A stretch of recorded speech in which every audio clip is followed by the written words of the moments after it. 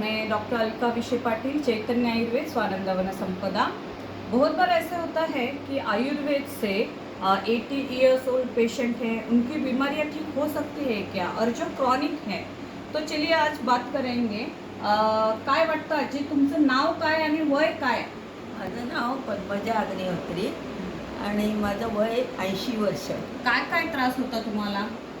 मला पहिल्यापासून पोट बिघडायचं आणि टॉयलेटला साफ व्हायचं नाही. मला खूप दुखायचं मध्ये 10-15 दिवस खूप दुखत होतं. दुखत होतं जेवण नंतर तुला मी कॉन्टॅक्ट केलं आणि मग नंतर तुझ्या औषधाने तिला फार बरं वाटलं.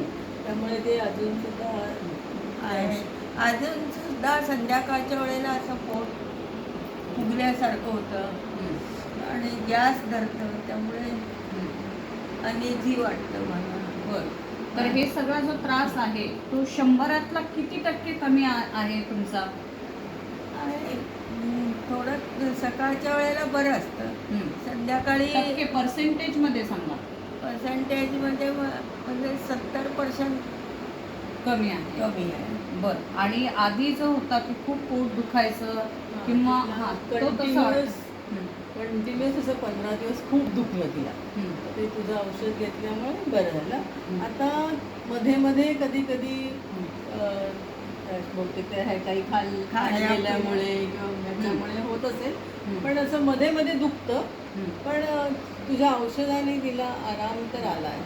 बरं.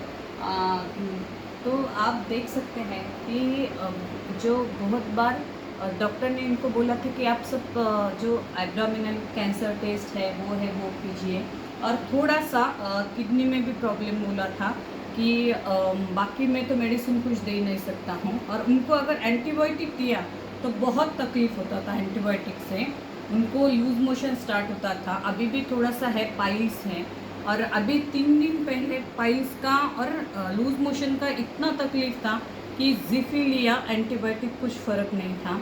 So I started with Ayurvedic medicines. और आप क्या बोल सकते हो कि उनको जो लूज मोशन कितने दिन में कम हुआ आयुर्वेदिक से? 2 दिन में लूज मोशन जो है पूरा उनका कम हो चुका है। 8 दिन बहुत था, बाद में थोड़ा थोड़ा कम हो गया. 8 दिन अपने टॉयलेट लिया था। हाँ, टॉयलेट को साफ नहीं होता है, टॉयलेट को 4 बार जाना पड़ता है.